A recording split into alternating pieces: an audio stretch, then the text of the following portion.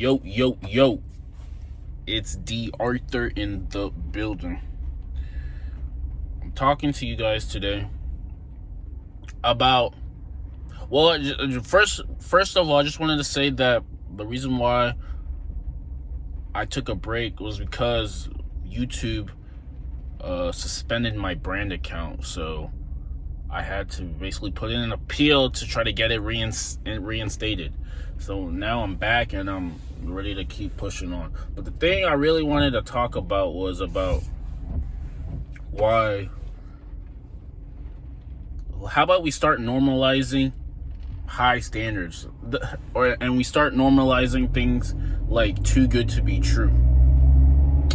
Because the thing is, apparently if you want things to be done with precision, and you want things to be done with precisely and to the point and very, very aesthetic looking, a lot of people mistaking that as, he's just a high standard type of guy. He's high maintenance. He's high this. Everything that you do, no matter what it is, has to be done with love.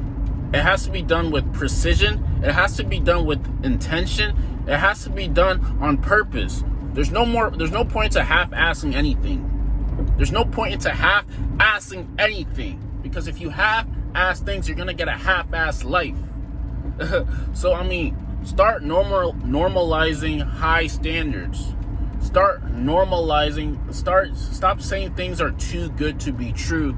And start saying things, the best is naturally for me. Abundance is naturally for me. The best is my natural default setting.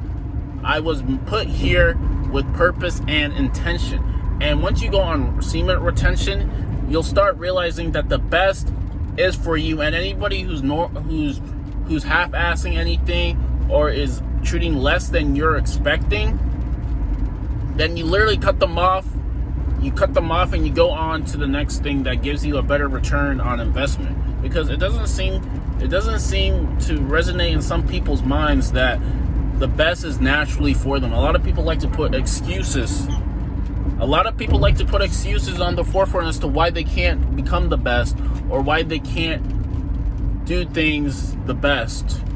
They start putting mental blocks, mental limiting beliefs inside their brain, and then they start acting it as their reality. And the thing is, if you do everything with, like, let's say, precision, with intention, then naturally the best is going to come to you. And naturally you'll just have your way in life.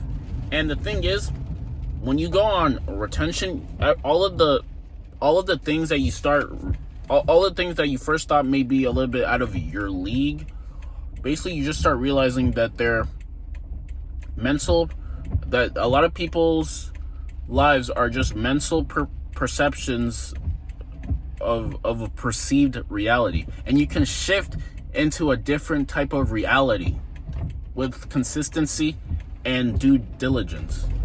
So, and also, when you go on retention, you'll also start realizing that in half a mile, turn right onto Chain Ridge Road. When you go on semen retention, you'll start also realizing that since the best is naturally for you, you're going to have to do things a little bit more on purpose to attract the best that you really want. Turn right. Like, your standards have increasingly skyrocketed. And anybody who's not in that, let's say, vibration, in that arena, you're gonna start filtering them out instead of them filtering you out. Once you go on retention, like, you're gonna start curving the woman, turn right onto Chain Ridge Road. instead of them curving you. You're going to start realizing who's worthy to be in your life and who's worthy not to be in your life. People who do things a little bit half-ass or aren't fully utilizing the best of their opportunity, you'll start weeding them out. People who are always in a negative matrix and a negative mindset and like to dwell in their misery, you'll start filtering them out. You'll start realizing who's naturally should be in your life and who naturally shouldn't be in your life. Left onto Miller Road, then turn right into the parking lot. And who naturally should be in your life and who naturally shouldn't be in your life. This is the insight that you start gaining when you go on retention. Your standards for women have skyrocketed. The whole the way they look don't turn you on as much. You start realizing that you need a little something a little bit extra, a little something different from certain type of women to have their role in their life. You start appreciating more submissiveness and being positive when you're on retention, because Turn right into the parking lot. because once you go on retention, you start realizing that a lot of the things that you The parking lot for your destination. a lot of the things that you used to do, a lot of the things that you thought were cool at the beginning before your journey, they're not as cool anymore. You'd rather go on a run than do things that are instantly gratifying to you. You'll naturally start feeling a high from life once you put in consistent work over time instead of just doing things for the short term. When you go on retention. So I mean, the choice is up to you. Your standards have skyrocketed. Instead of women curving you, you're gonna start filtering them out. You're gonna start realizing which women are better for you and which women aren't as good for you. Like I said, you'll start appreciating feminine energy a lot more, because since you're so masculated, your enhanced masculinity, you're just a lot more masculine. You'll start appreciating feminine behavior. You'll start appreciating receptiveness. You'll start appreciating things that were more that you didn't appreciate before you go on retention.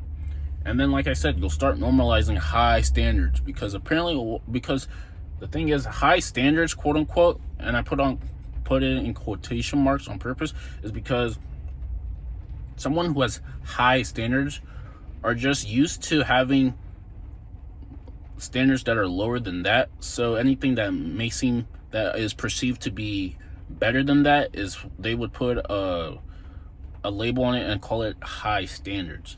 But the thing is, what I'm trying to normalize and what I'm trying to say is, let's start normalizing high standards and stop calling high standards and start calling standards normal standards, because this is your natural default state. Your natural default state is that of plentiful love and